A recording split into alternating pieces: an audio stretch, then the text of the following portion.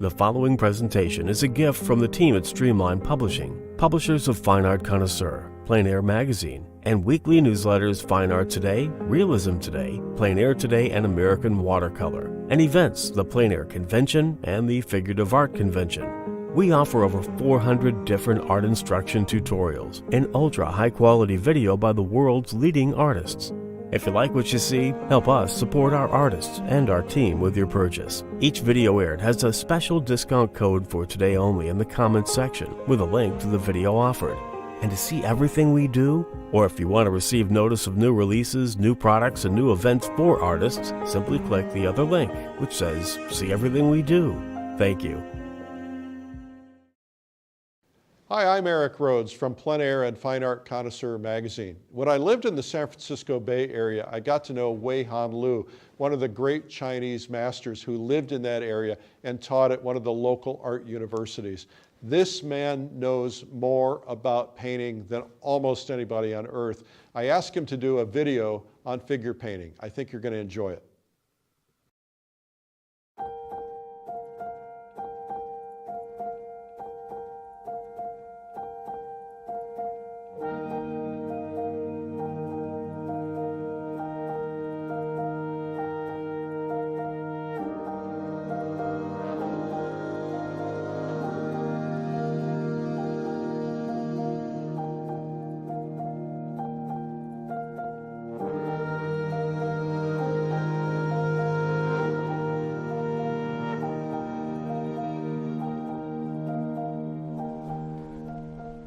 Good morning.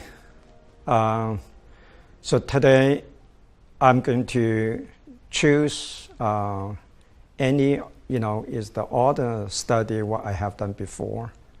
And finally, I think I make, the final decision. And I'm going to take this one, choose this one for the 2 days post painting. And the idea, just want to tell you that why I picked this one, because another three to me is mostly like a full figure bodies, and they are looking good in different positions and different compositions. And the reason I picked this one because my decision is, I think, is based on the time limit, because I'm going to paint to show you is the 2 days post. So this is more like a slow processing. And I want to show you and how the painting from the, from my studies. So this study is really, under the time limit. So I want to, use this study as the feelings, but I want to show you how to use the 2 days, the time wisely, and slow down and use, step by step, and from the initial drawings and goes to blocking and to the color temperatures, and then to the goes to the paint applications. So all those kind of decision making and combined with the technique and the approach. Because 2 days paintings, I think is different. I think first, is different thinking, because the studies usually is the very quick decision making. You don't have too much time to look at the painting, evaluate it. So 2 days processing, I think, is good. You have the time to slow down, to look at, and to figure out what you're going to do, and on the next one. And also, it's good things you're learning how 2 days, and what my plan in the first day, and what will be in the next day. And so that might be interesting, then you can see it, and how from the beginning, is just set the foundation of the, paint. So today I'm going to just block in, and so it goes from the drawing first, and then to the basic tone, block in. And then some of the paint, is so basically just try to set the direction for the second days. So each day slightly had a different plan. So that's the idea for 2 days processing. And so I'm thinking, because the time limitations and then the feeling what I like, and because I picked this one because I really want to have the time to show you that I think it's a nice design first, and also I'll be able to have the time to slow down to show you how to, paint a beautiful face, because I like the light and the shadows. It's kind of a very fun design. Okay, and also I want to show you. So this is kind of the cell phone, just some snapshot from yesterday. So I'm going to use this to pose, and then to bring the model back, and then use the same setting up. So I'm going to just bring all the position as close as possible from yesterday.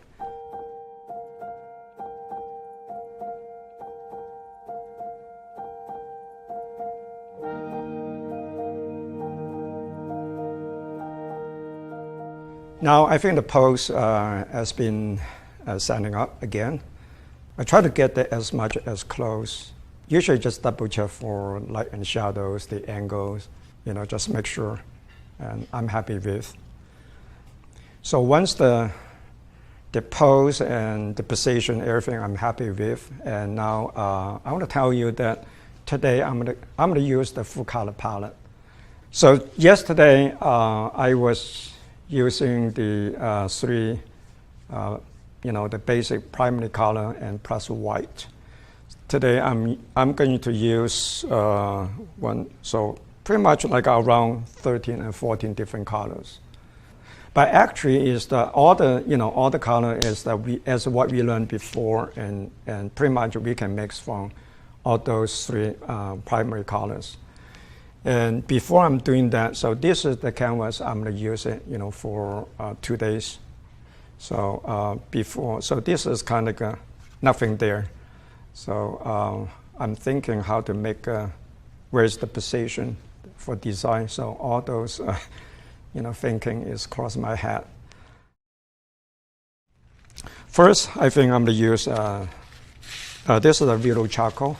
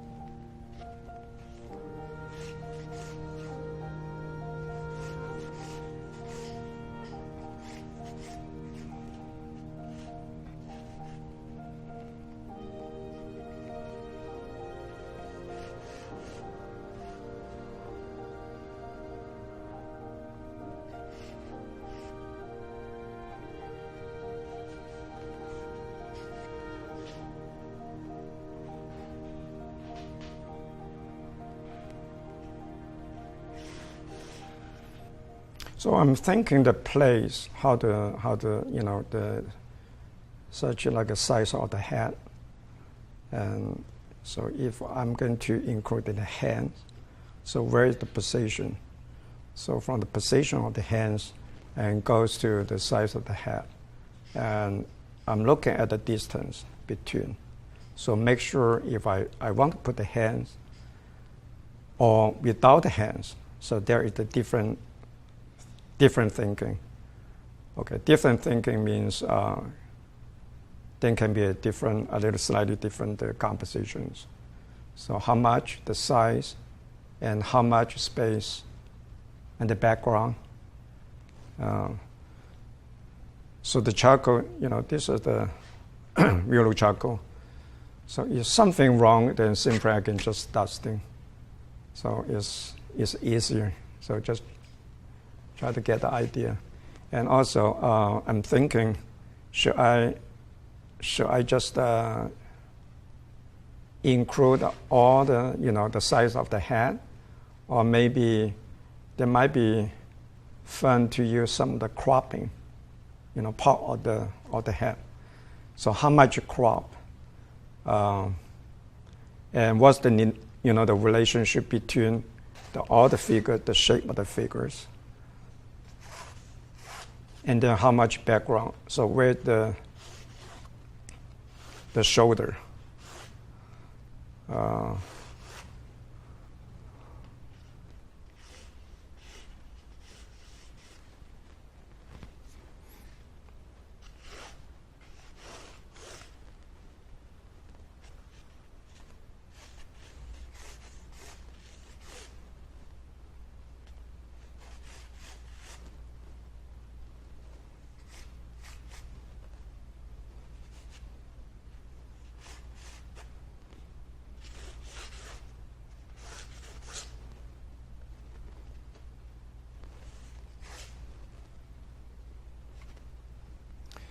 So I'm finding the basic kind of very geometry shapes. I don't look at any specific small shapes, but rather than see what size there might be. I think the size is really important to make sure it's the right. So everything they have related.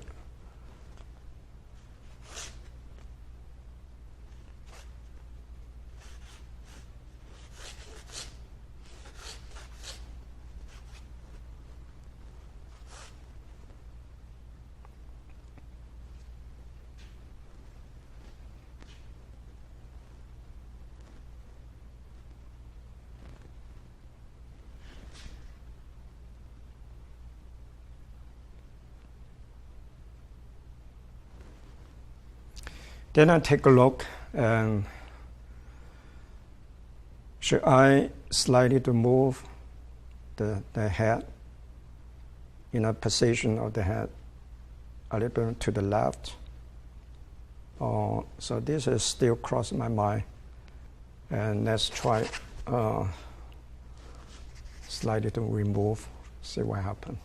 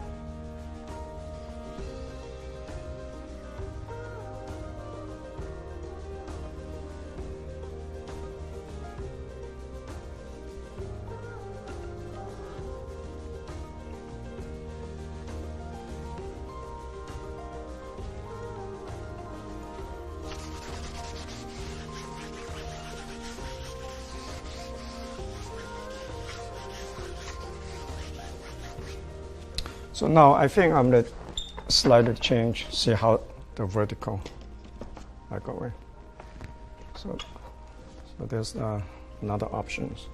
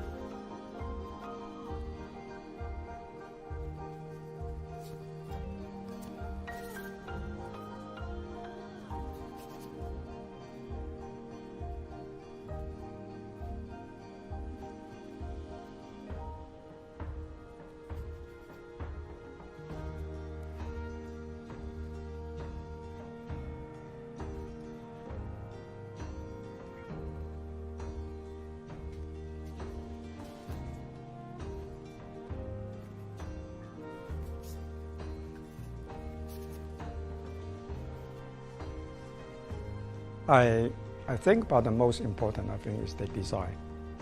In terms of the light and the shadows, the textures. And the reason I'm choosing on this one, because this is one of the 4 I have done from the studies. And what I like this one, first, I like, how the face and the hand. I think that's the very simple reasons, and I think it's good design. That's why I chose this one.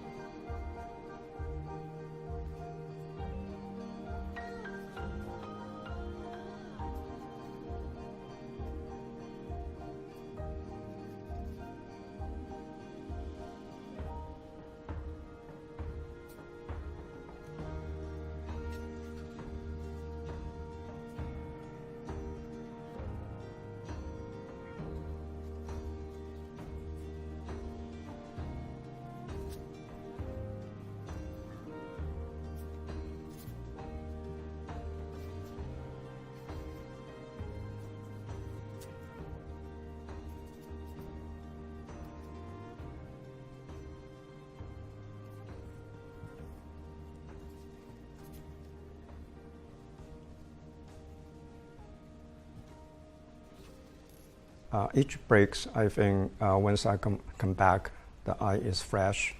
So I look again and what I have done before. And then anything just bother me, I think better to look at. Right now, I think I might still need to slightly to move the head a bit more up there because I don't want that much space on the top of the head. So, I think the charcoal is much easier. I can just slightly to change that.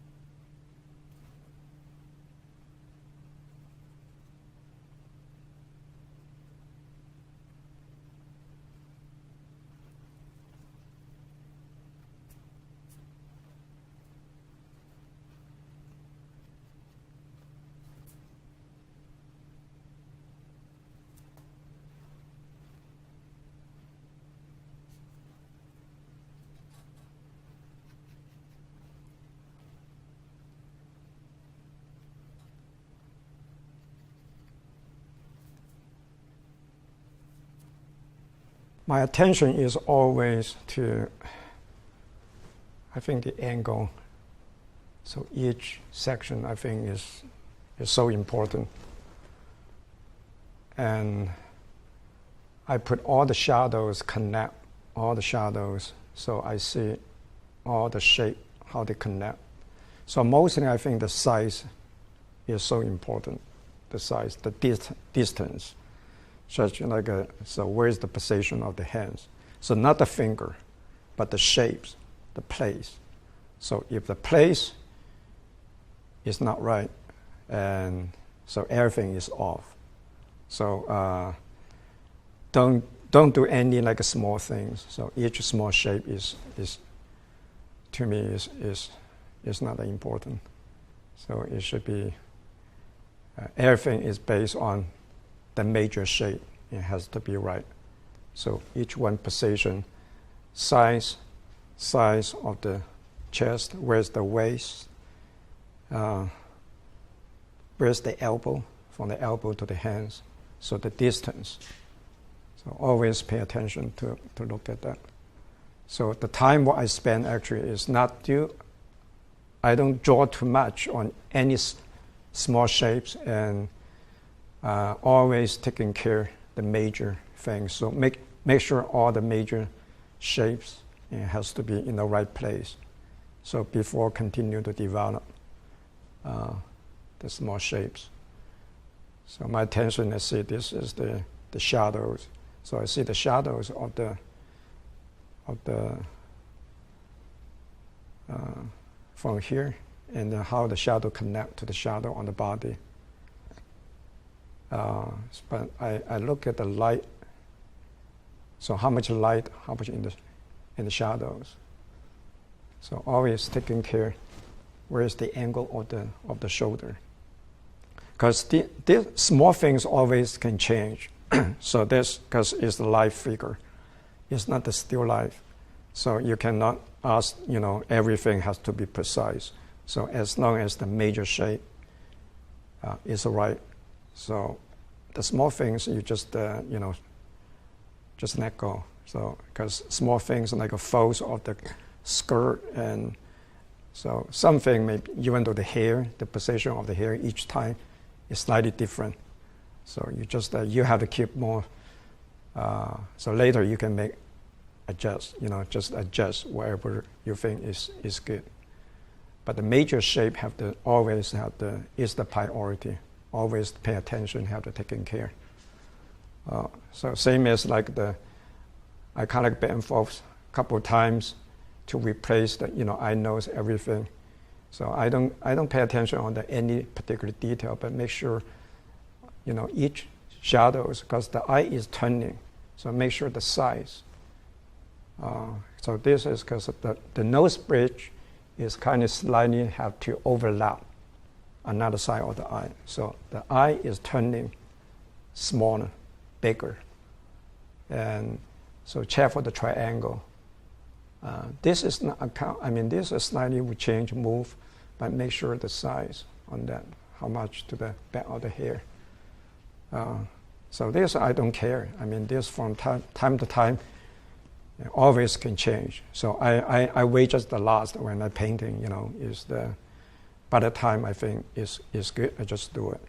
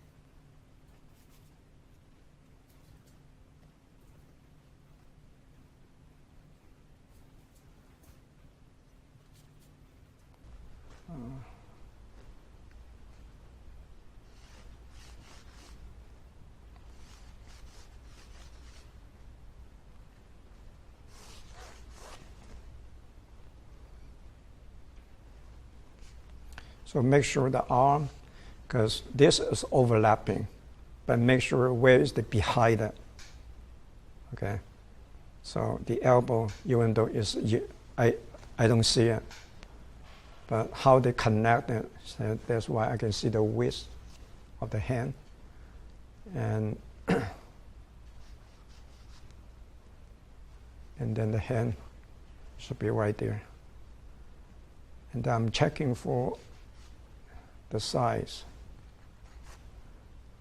Of course, at the same time, you can check how high, if they draw the one horizontal line, how close to the lip, slightly lower or a little higher.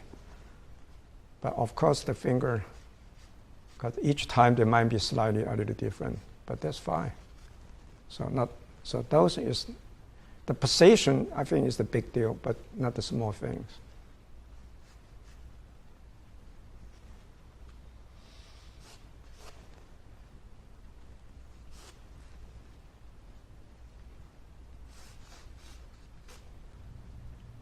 So any small things, I just leave it for the, when during the painting processing. So I might slightly, of course, from the time, I'll keep adjust. Okay, adjust. So may not is necessary right now to keep everything is accurate. So small things, I might, take time during the, from the time. I can make a little small adjust. So as far as I know, the position of the hand is right there. But small things, let's say the finger may be slightly to change the shape a little different. That's fine. It's not the big deal, not the major things. This is Gamso, and then as the solvent, and then I make some kind of like a brown color as the kind of underpaint. So I'm going to just e-drew it again. So just keep simple.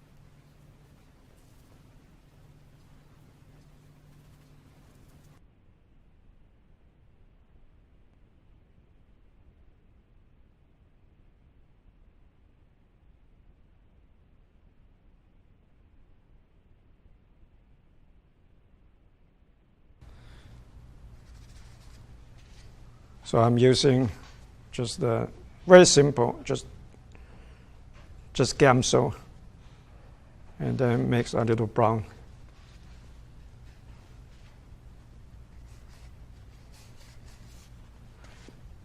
So the hair, the shape of the hair, we change it from time to time. Is I think I don't really care for that, but some of the, I think this is the kind of a key place. So I just need to make sure in the right place.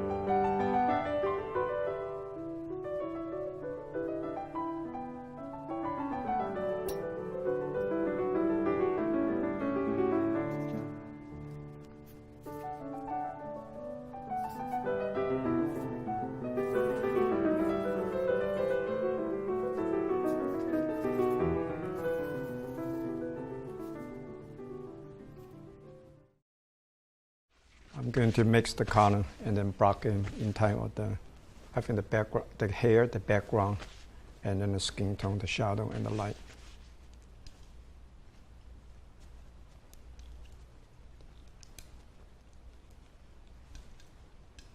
So first I mix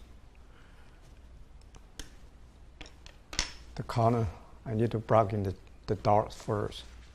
So I'm going to working on the hair and then continuing the hair, the shadows, and then on the background. I like to use the palette knife to mix because I can mix more paint on the palette.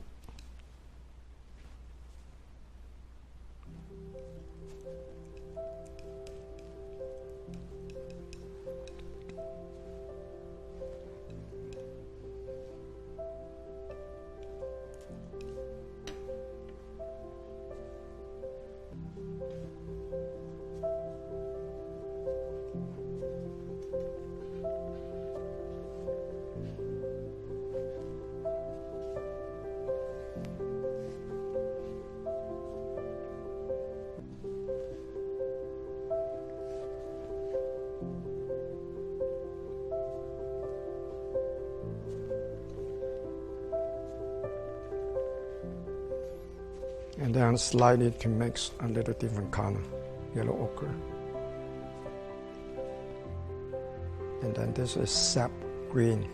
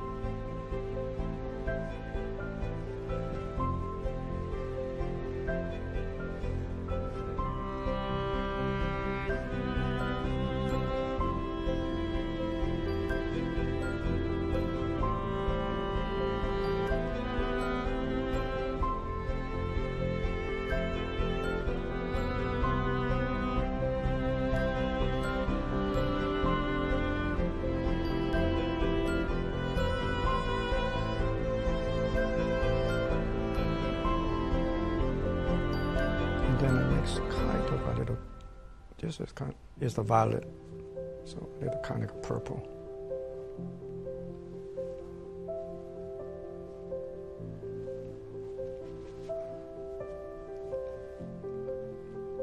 But keep simple.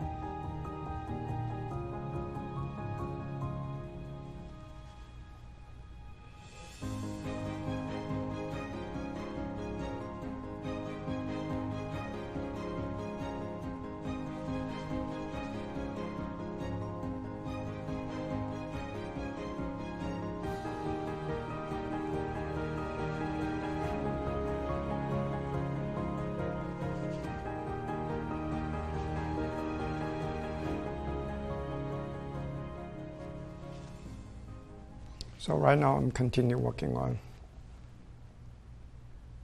So once I get those kind of a visual, the eye and nose, just and see how the position. Still keep checking for the place. And I'm looking. I see a little kind of a purple color in the shadow.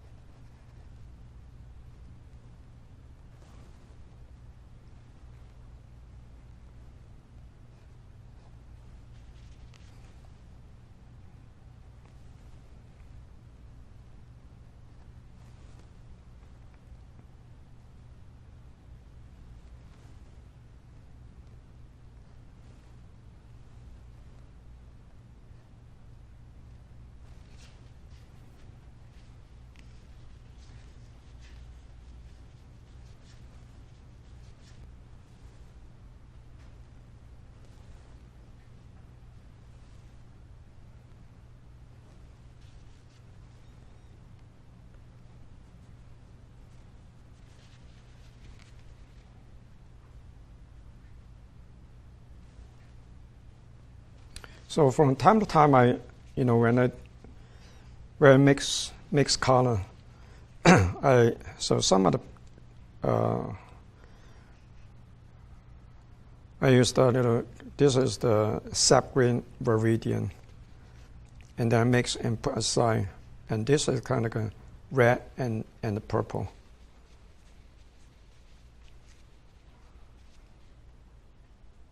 So if I think it's too warm, I just put a little blue color, just a mix.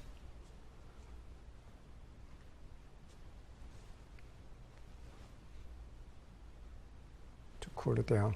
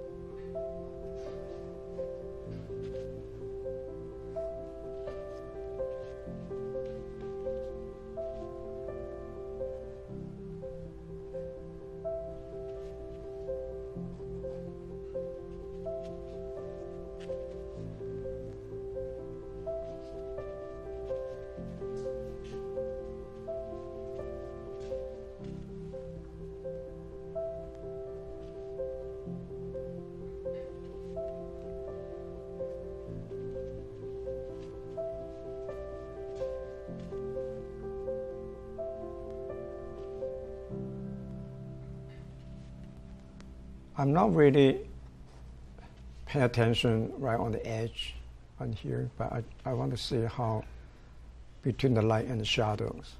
So mostly I think I focus on the shape of the nose bridge, the shadow of the nose bridge. I think, to me, I think this is most important. The shape of the nose bridge, and then there's the corner of the shadows, how connect to the eye. So make sure the eye socket in the right place. So part in the light and part in the shadow.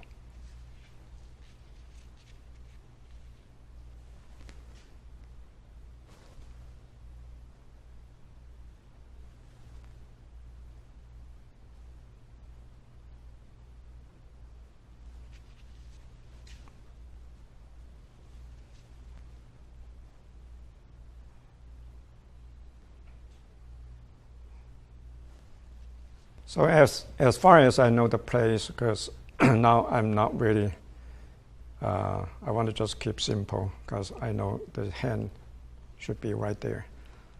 I'm not do too much.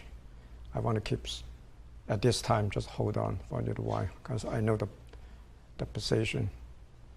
And I'm going to just put a little color on the background, just only feel and see before I thinking what color that might be on the skin tone in the light.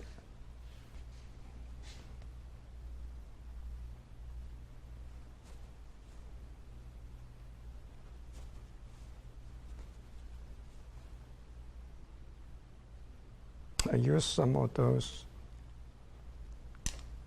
Those color is from last day. So it makes, I like some of those. I call like a junk, the color. So I toned it down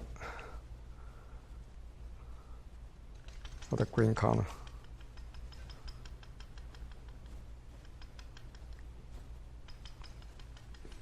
So it looks like a much neutral.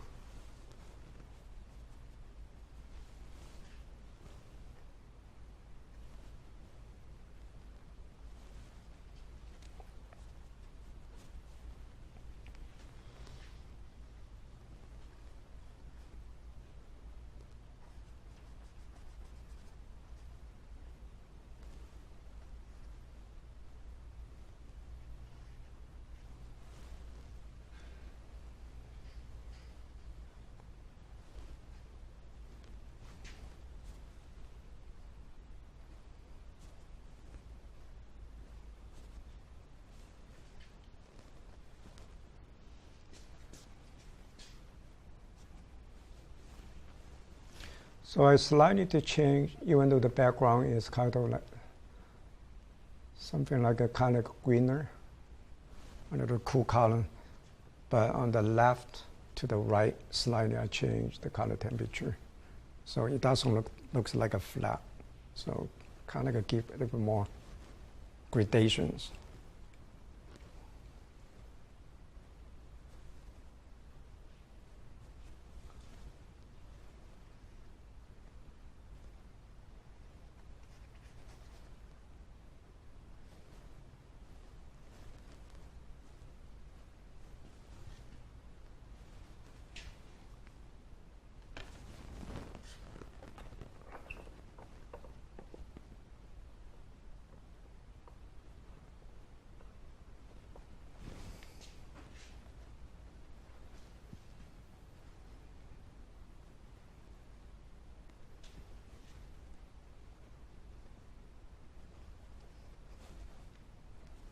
So how to judge the color temperature?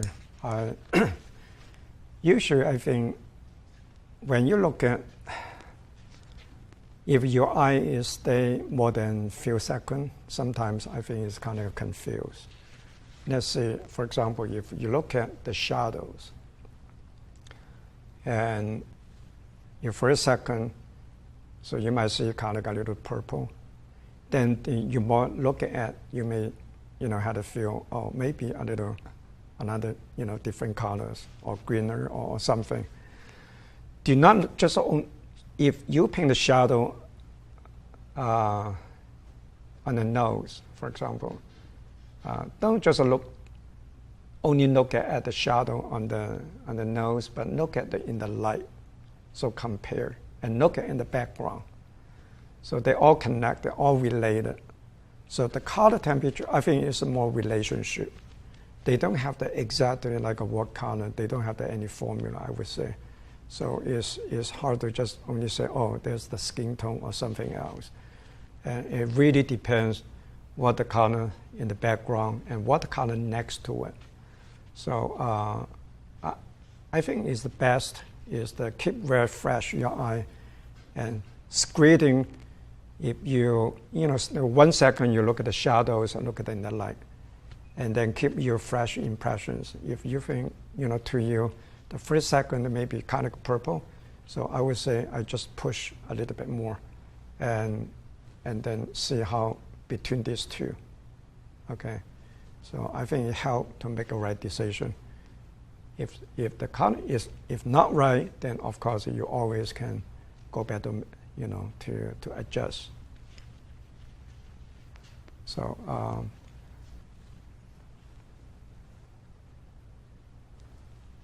I think right now I just show you so far the stage. Just I brought it on the background, and then hair a little bit more like indication the shadow in the on the face. So I think I'm gonna just take a short break, and before then the next I'm gonna just show you how I'm gonna just get a little kind of like a light skin tone on the face. So the idea just want to get the basic. See how the relationship between the background, the major shape of the hair, the shadows on the face, and the light on the face. So after a short break, and I continue working on the face, I would say. So so I need to slow down. So it's more checking for is the drawing, the value, the color temperature. So I want to be more careful to checking for each angles. So first, I think I need to get a bit more the value and the color, on the hair. Then I can see that the shape is right before I add it on the skin tone.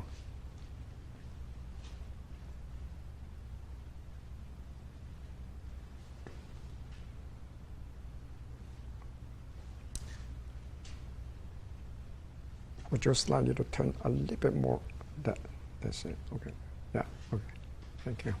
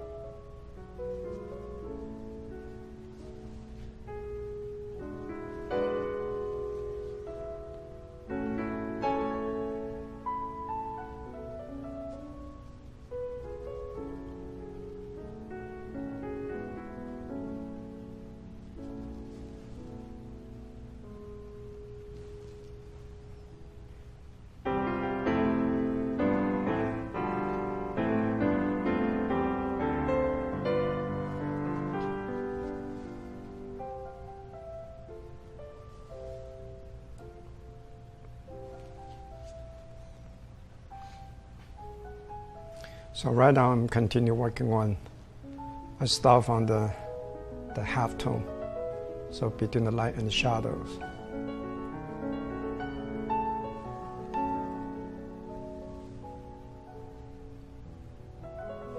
So I start from the kind of like a transparency, but now I add more opaque.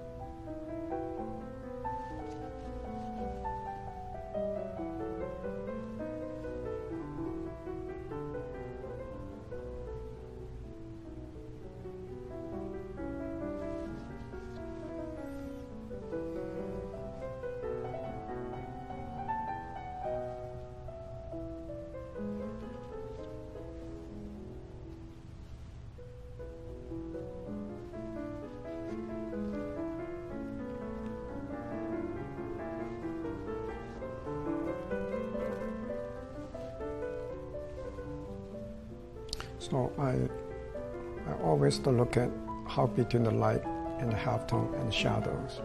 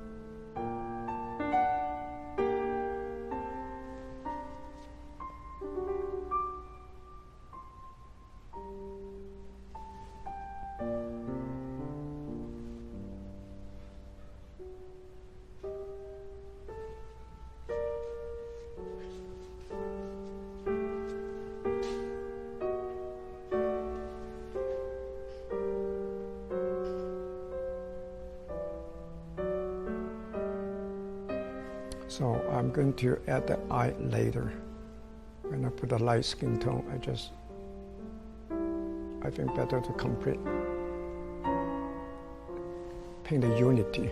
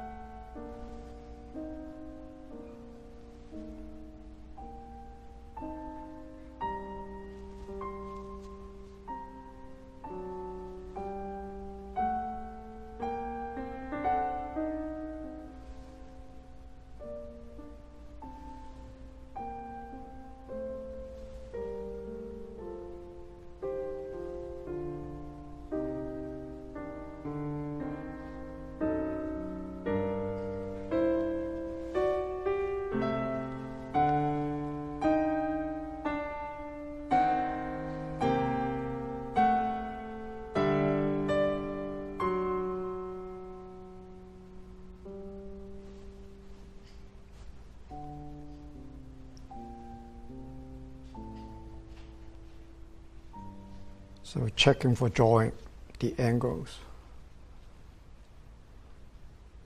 Since the light is kind of the light is goes below, so the light, the highlight, the halftone, and this slightly a little different. But right now, I think I just get the basic skin tone first, and before I continue to working on more small things.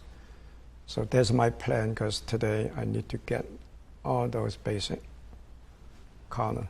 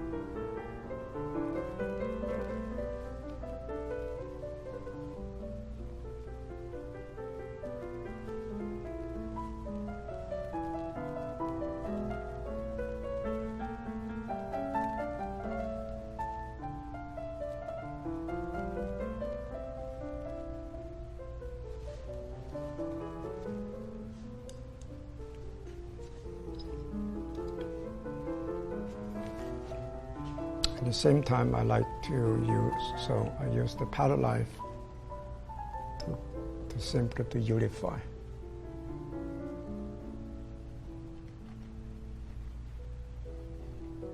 So the halftone.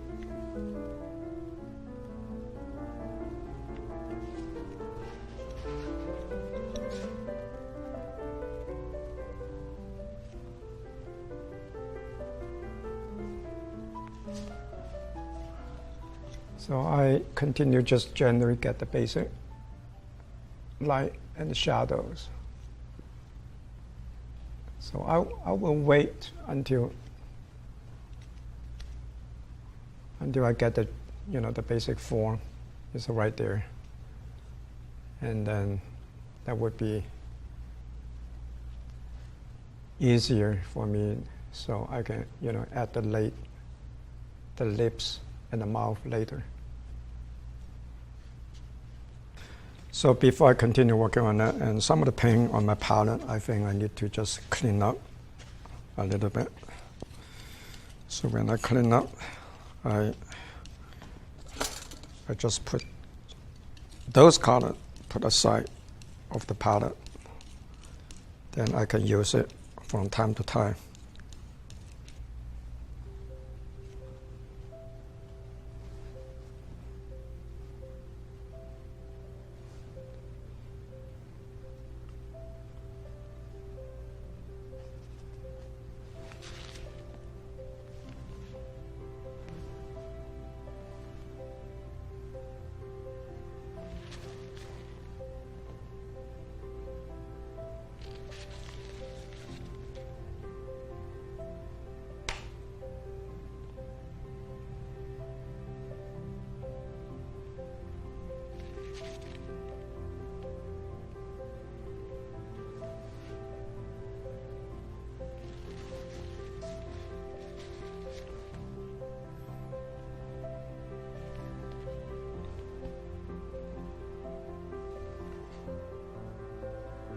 So anytime I put the colors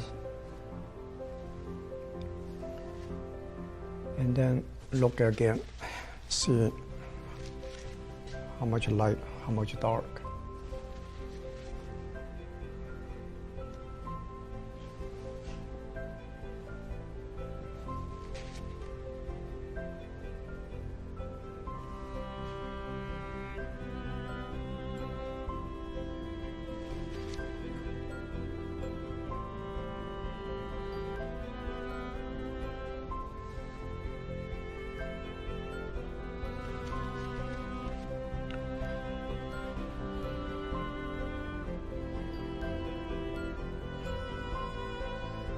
So if I can see a little yellows, just push more.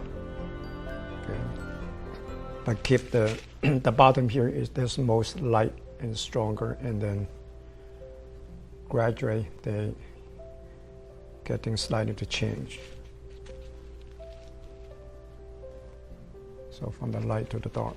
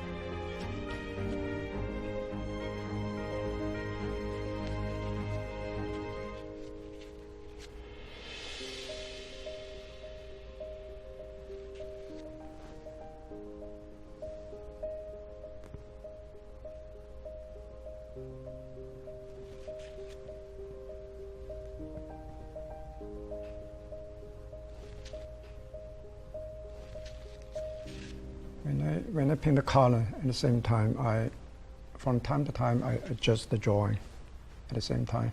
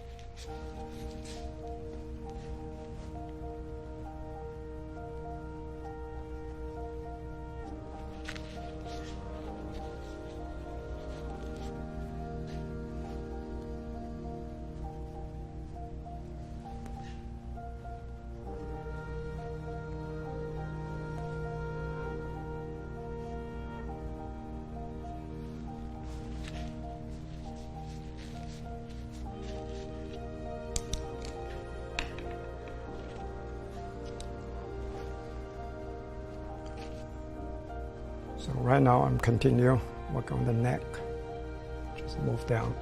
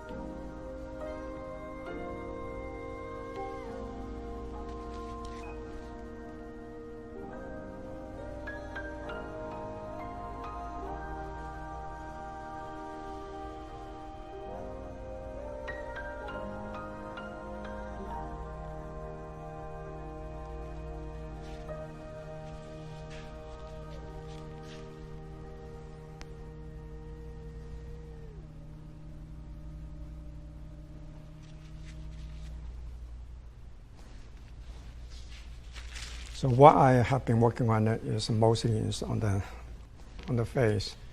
I think I got the basic skin tone, light and shadows, and then the basic form. Small things I think I'm just leave it for tomorrow. So on that, so I use this is I kind of set the basic. That's what I wanted. So that's kind of an interesting part. So I use it is the standard comparison and see how much and the background color. So today, I still had several sections. So I'm just, after the short break, I'm gonna continue to show you how to block in all those shadows, and then I might go back, to continue to blocking on the background. And then some of the shape right here, the shadows.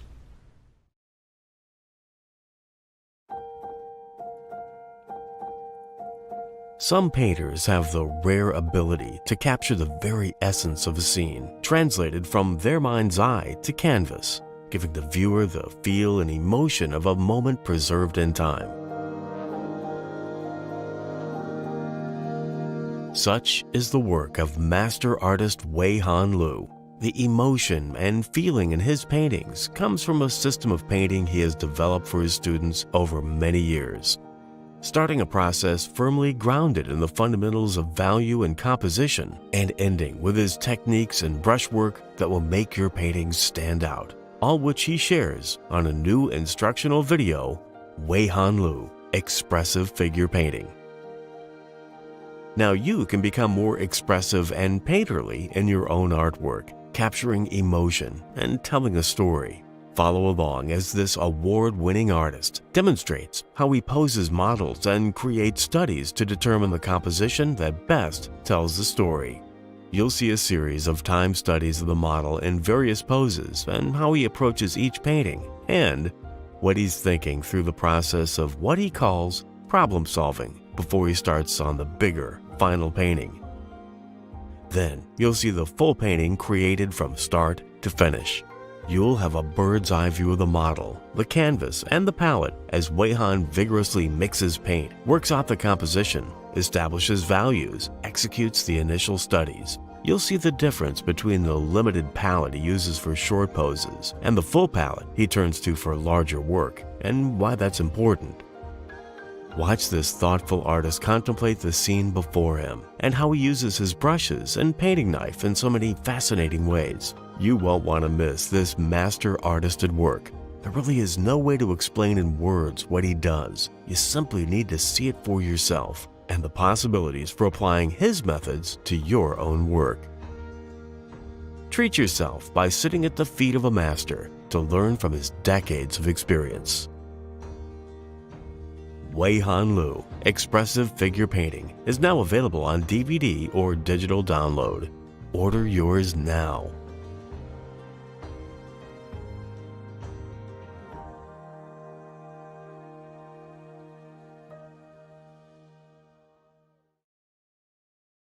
Well, that was Expressive Figure Painting with Huihan Liu, and you can learn more about that at lilyartvideo.com. He's such a sweet man, such a great guy.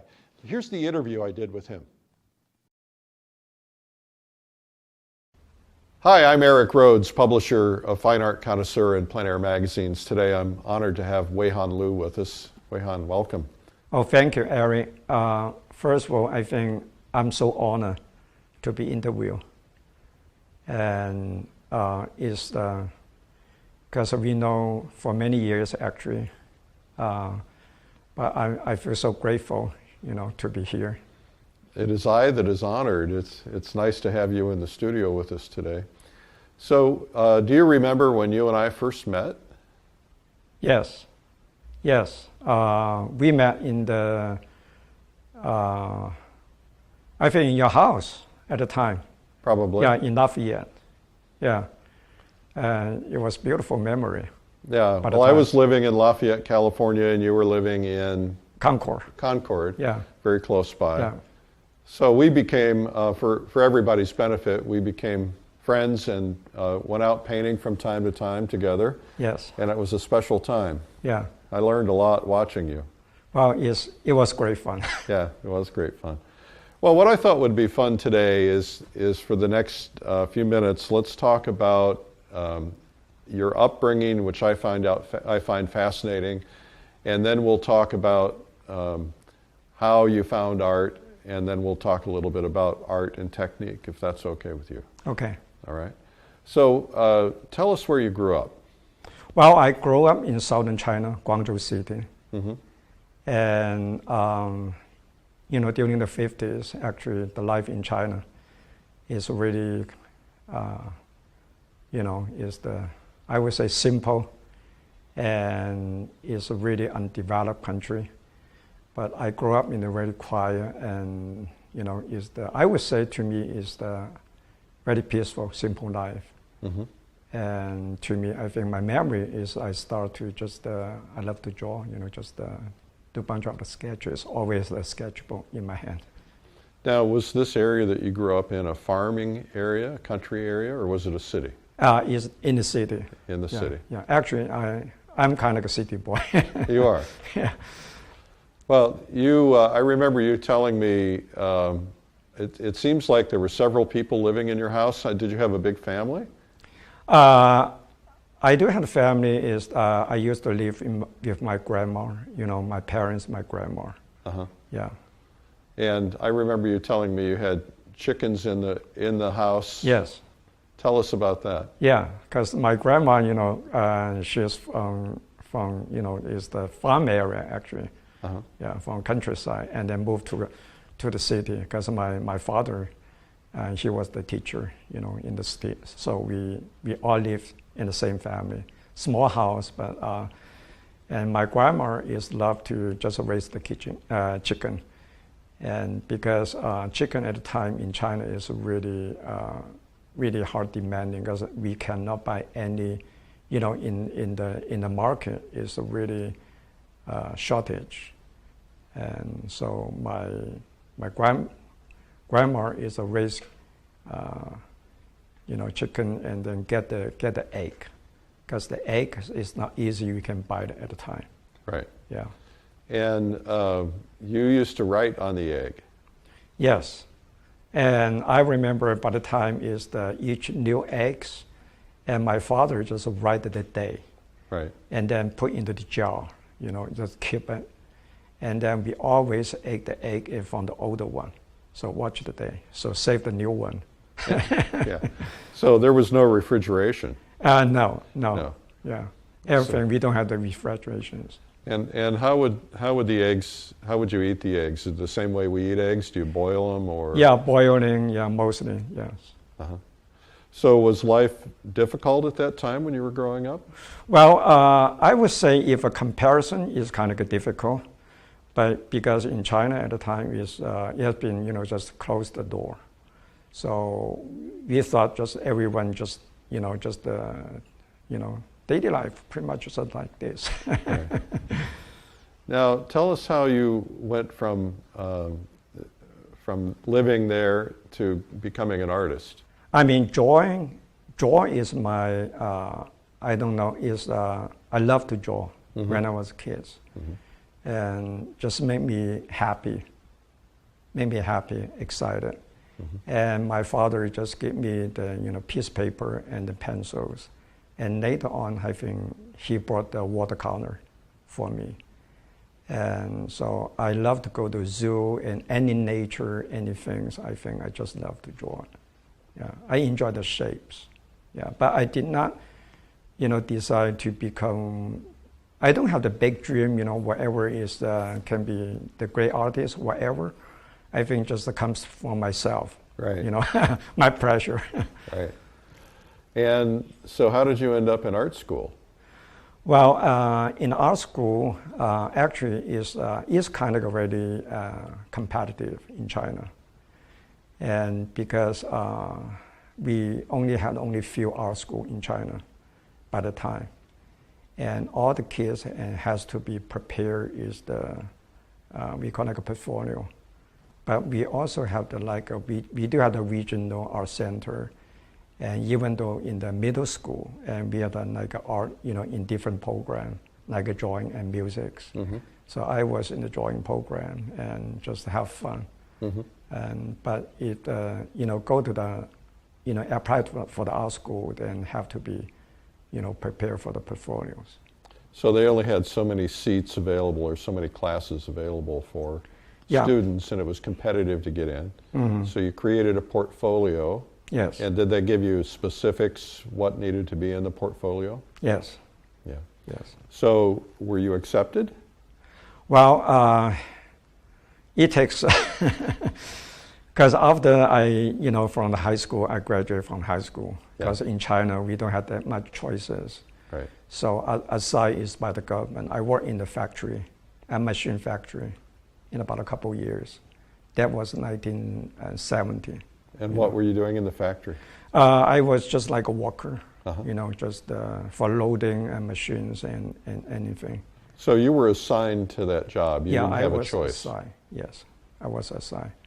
But later, and that time is still 1970, and then I heard that because during the Cultural Revolution, actually all the art schools they closed. But later they like an open policy to accept the applications, but still, I would say still very difficult, because by the time they really, the priority, the thinking is so each applicant is not just determined is by how much good of your skill, but also they have to determine is what's your family, we call like a family background checking, like a political. This is more like a political issue. Right.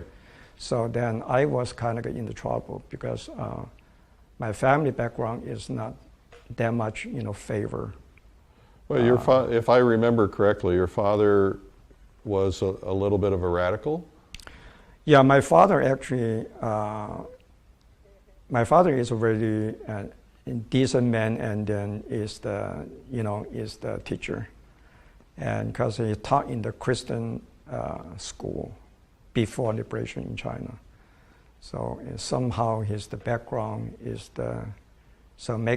we kind of got a little family trouble history. So that was someone who was Christian at the time was frowned upon in China. Yeah, in China at the time, and it's not the the trust by the government. Yeah, by the government. So that was a black mark against you in terms of getting into the school. Yeah, they against me. Actually, I apply the portfolios and then. But the school, the committee, and first I think they look at and they want me to, because we need to take a test, examination. Mm-hmm. So the test is I think it's about 3 days in, for like a drawing, the title of the creation. They give the title, name the title, and then you're just thinking about the compositions, how the, for, so something like assignment. So they wanted to make sure that what was in your portfolio you could actually do. Right, yeah. But later and I think I had a very good teacher. Actually, without her help, and I won't be able to get into the art school because many things is kind of a complicated issue. Yeah. But I think everything to me, I think I was lucky. Yeah. I was so lucky. Probably your friends that you grew up with are still working in that factory many years later. That's true. That's true. So to me, I think that's the turning point of my life. Yeah. Well, that opened up your life in so many ways. Mm-hmm. And we'll talk about that, but I want to talk about the Cultural Revolution because I think it's important. Most people in America don't understand what happened in terms of the relationship between the Chinese and the Russia as it related to art. Can you talk about that? Well, I think during the 50s in China and we call like a former Soviet, at the time period. And I think China and the Russia have done a lot the culture exchange program. Mm-hmm. So that's why I think most of the art educations is the art school in China is more influenced by the Russian academic systems. So if I understand it correctly, the Chinese, because they were communist and they had a relationship with Russia, with Stalin. Yeah.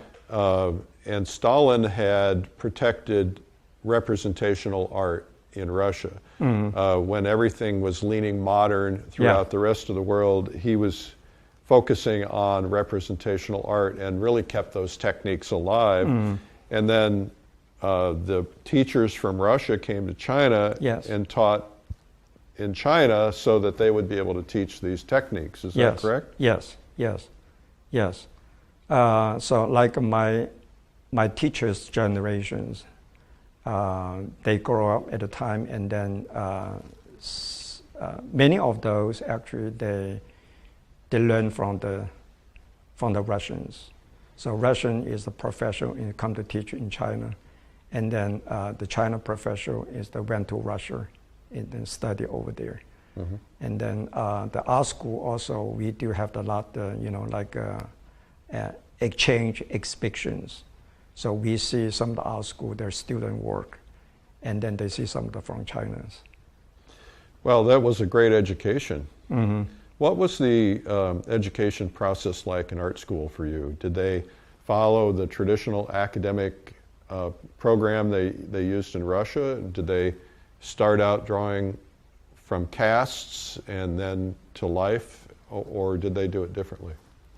I think the system in China is same as in Russia at the time, and we have we call like a 3 years preparatory school for the art academy. So like 3 years preparatory. So preparatory school means the kids, after the middle school, if they accept into preparatory art school, it's about to take about 3 years. And so that's just to train you to be good enough to get into the other school. Yeah. And that's the same way it is in Russia. Yeah. So after they get the 3 years and trainings, so mostly it's the focus, the drawings and compositions, all those are basic and all anatomy.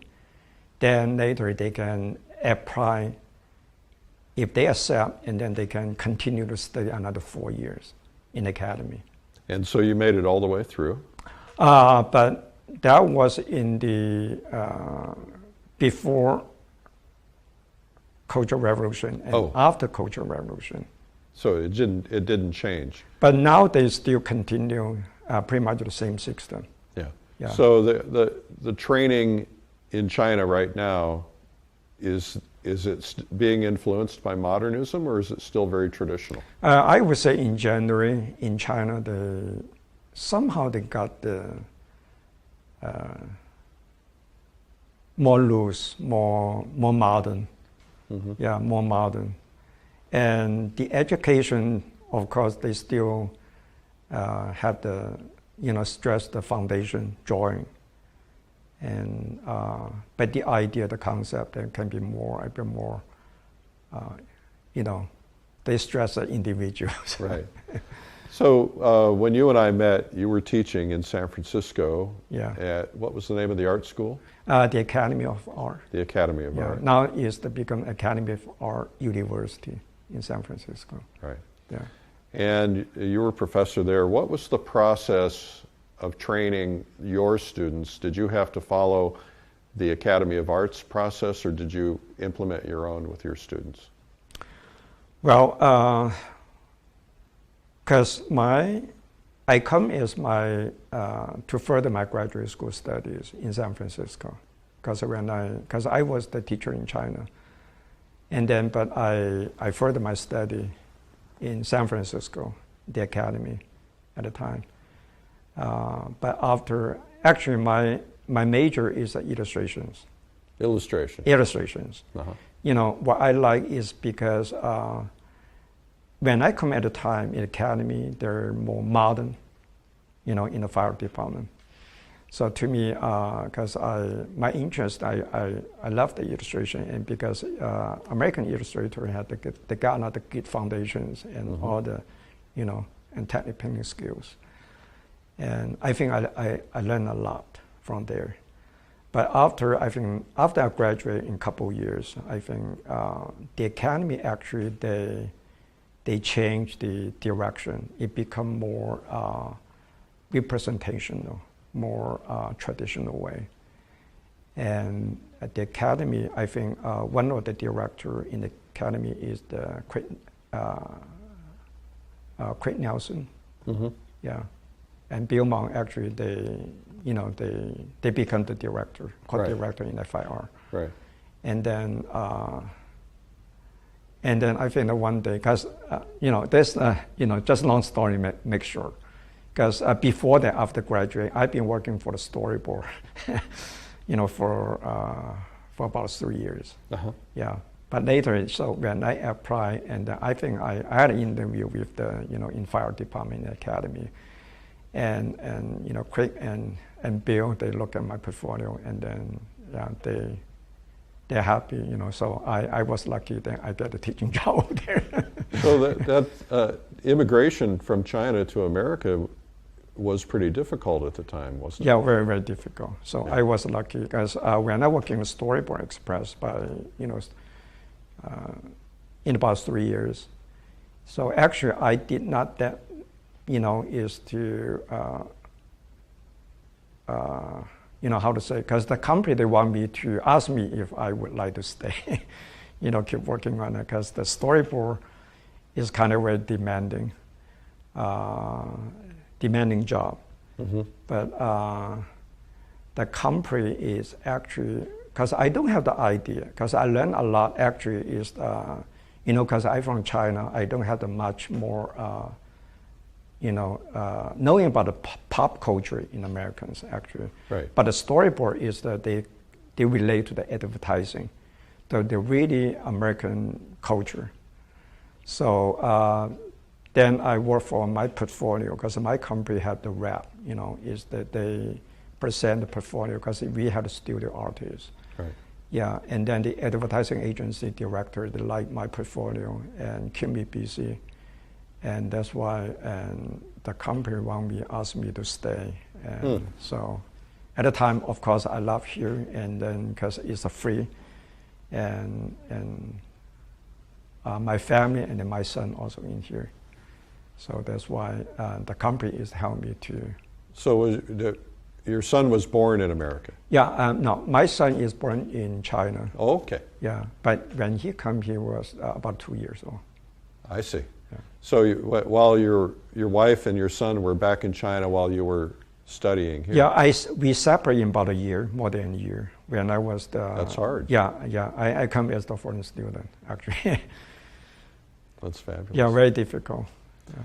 But I was really lucky, because so they come accompany with me. So for somebody who's new to painting, maybe painting and drawing, just starting out, and maybe they don't have the advantage of being able to go to art school, what is your recommendation for them? What is the most efficient way for them to learn and to get the best education on their own? Well, to me, my experience, I think, of course, if you had a chance to go to art school, it's good, but, just like everything, it's not everyone had the chance, and if not, but you just keep, just anything from your heart. I think the drawing is most important to me. Yeah, do enjoy, and then always, I would say to me, I think a lot of good painter. The education is important. Like academic training is important, but also is self-learning. Figure out, is a learning from difference. Mm-hmm. Yeah, I think is important too. It doesn't mean is how many years your academic training or something. So just set the foundation, but you still be able to, you have to keep learning every day, just from any, be more open your eye. Right. Yeah, just keep doing, from your heart. Yes. Well, that's good advice. Yeah. So, tell me a little bit about why you paint, and why you choose the subjects that you typically choose. You and I were talking last night when you arrived a little bit about how you like variety. I like varieties, and well, I think just comes to my personality. Yeah. Yeah, because artists are different. What I like, I like to paint, at least I can see it, I like to meet people. That's why I enjoy the trips. And also subject matter to me, I enjoy the different subject matter. But mostly is, I have to be, in the life, then I can see it, then I can feel. Mm-hmm. And to me, I think that's so important. Well, when you go on these trips, you have these magnificent paintings of children and families, people on horses, all kinds of variety. Are you posing these people when you're there? Are you just taking random snapshots? Are you doing sketches? Yeah, I love just very casual snapshot, and or if I can, I just bring my sketchbook. Mm-hmm. Yeah, mostly I think I like to catch the moment, the people. Even though they can, you ask them, they agree to pose for you, but when they pose, I don't think they're lost, Yeah, right. because they're trying too hard. Yeah, I want to be more natural and more casual. Right. I don't know. I consider, myself, I love the late 19th century. That's my personal. Late 19th century, and mostly like a naturalist. Mm-hmm. Just in different places, the people with the location. So I want to paint the people just be themselves, with Right. the environment. And where have you not gone yet to paint that you want to go and paint, or go and take pictures or sketches? Well, I think I still have many many places in my list. Yeah, but I think this year I will be going to another Tibetan region with American artists friends in September. Is that hard? Is it difficult to travel in Tibet? It's difficult if in the Tibetan region. Yeah, you got to have to apply the special visa and permit. And do you have to have a translator, or do they speak Mandarin? They speak Mandarin, but what I like, because when I design, the trips it's not just like tourist trips. I want to be more culturally. You want to get integrated into... Yeah, integrate to explore their local culture. So usually I give them my itinerary, the different small town and different places. So I think that's fun part. I had a chance to. And then you just walk around and meet people and. Yeah, just the regular people, just meet the people. Oh, how wonderful! Yeah. Well, that sounds fascinating. I'd love to go with you one time. Yeah, sure. You also do a lot of plein air painting. I do. Because I don't know. I like to from time to time take a little balance. Mm-hmm. I do studio paintings, but also I do plein air. Because the plein air it helps me to have the fresh eye. Because I cannot just. If I do the studio painting, of course, sometimes some of the paintings, if they're complicated, large paintings, I take a while. It takes time. Yes. And I may not be able to just get the fresh eye. So if I feel bored, then I might just plein air, and then I go back. Then I had a better idea. Well, when you're painting outdoors, you're in a little bit of a hurry. You're not doing a studio painting outdoors because your light is changing. Yeah. So you get these fresh brush strokes and the fresh feeling, and you're trying to bring those feelings back to the studio. Yeah, that's so important because when you're in the studio, you have to rely on the photo reference.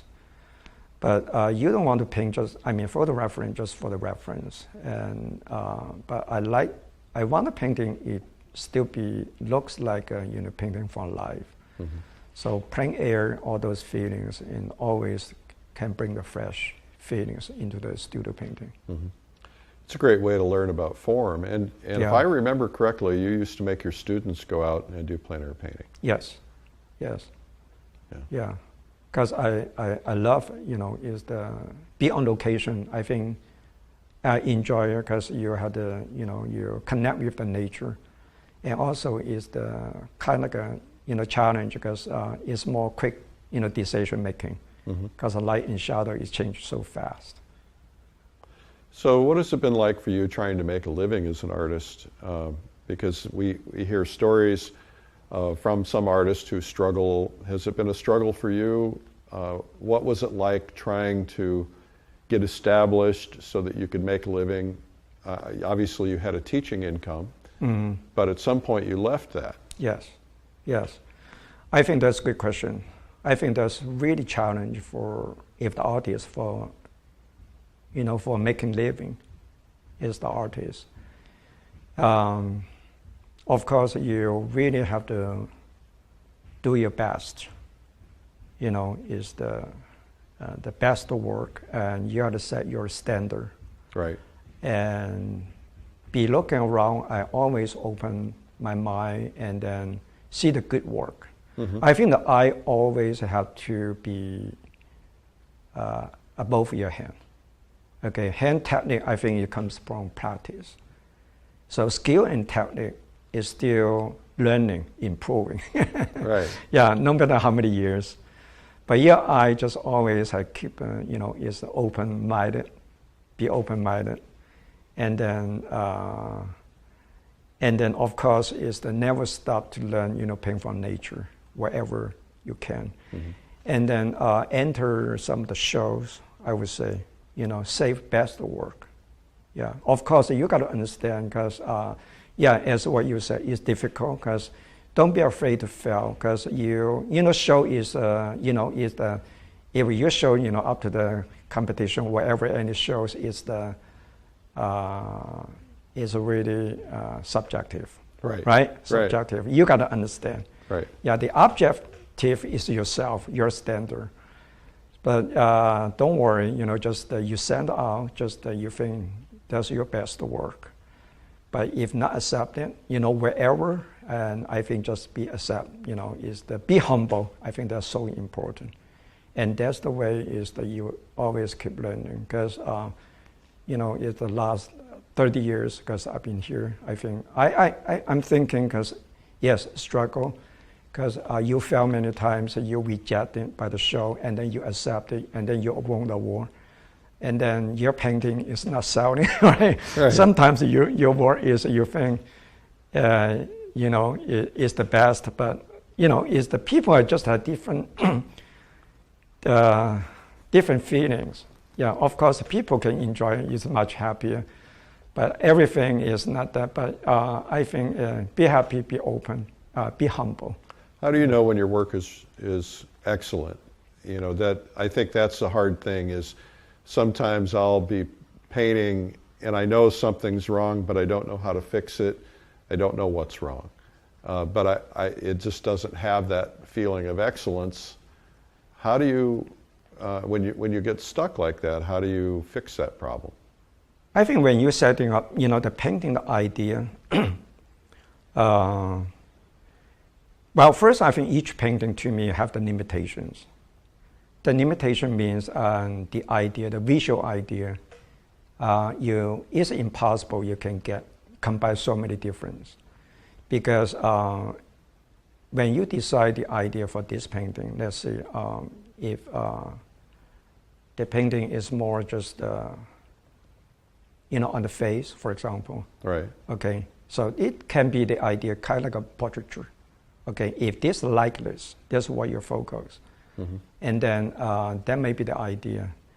And then you design, and then the color and everything have to relate to the idea. Right, everything has to support the idea. Yeah, have to support the idea. But if the figure gives you the feeling you want to paint more mood and atmosphere instead of just only the face, or the likeness if the likeness is not the main issue, then you can figure out that maybe how you can deal with the figure, maybe the gestures and the background and anything. So the worst part to me, I think, during the time I feel frustrated, and because when I set the idea is the primary idea, and let's see if I want to do it kind of like a portraiture, for example, simple. And then the middle of the painting, why I just change it? I may add something. I mean, you can try it, you can explore. But many ideas, if they put together, sometimes I think we confuse. Mm-hmm. And the painting, to me, I think is not working. Make sure the idea is clear. Do you have any advice on composition? Do you have a particular rules that you follow, or do you just kind of make it up every time? Well, to me, I don't have any rules. Yeah, I want to see any options. Yeah, I always want to try if there are any options. Yeah, usually I do a lot of, different, like a thumbnail sketch, just a very abstract, simple design. Mm-hmm. And maybe, is a, vertical or horizontal, maybe square, how my work. And, is to see how the basic value placement, mm-hmm. and if it interests me, and then later I make choices. Excellent. Yeah. Well, this has been wonderful. Thank you for your time today. I'm honored that you would come here, and I'm so looking forward to spending more time with you. Oh, thank you, Eric. It's been so much fun. In the way. Thank you very much. If you want to learn to paint, that's the guy to learn from. Huihan Liu, Expressive Figure Painting, which you can find at lilyartvideo.com. I am enjoying this time when I can do things and learn things and grow. I'm trying new things. I'm learning sculpture. I'm trying new things in painting. This is a great time for you too. Take good advantage of it. I'm Eric Rhodes.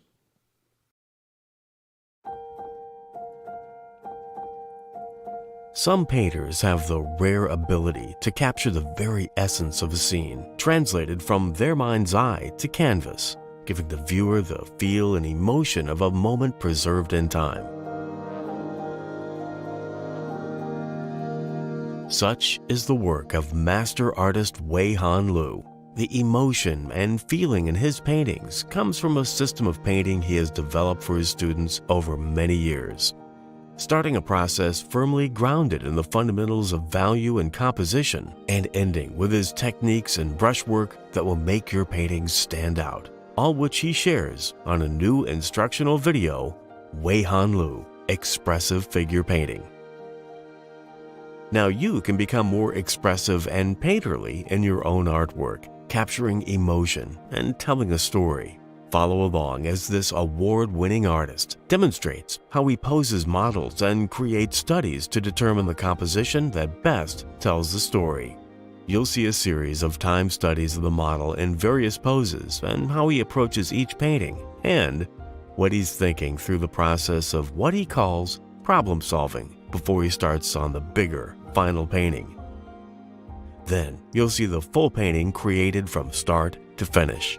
You'll have a bird's eye view of the model, the canvas, and the palette as Huihan vigorously mixes paint, works out the composition, establishes values, executes the initial studies. You'll see the difference between the limited palette he uses for short poses and the full palette he turns to for larger work, and why that's important. Watch this thoughtful artist contemplate the scene before him and how he uses his brushes and painting knife in so many fascinating ways. You won't want to miss this master artist at work. There really is no way to explain in words what he does. You simply need to see it for yourself and the possibilities for applying his methods to your own work. Treat yourself by sitting at the feet of a master to learn from his decades of experience.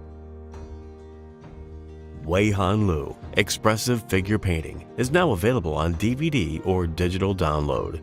Order yours now.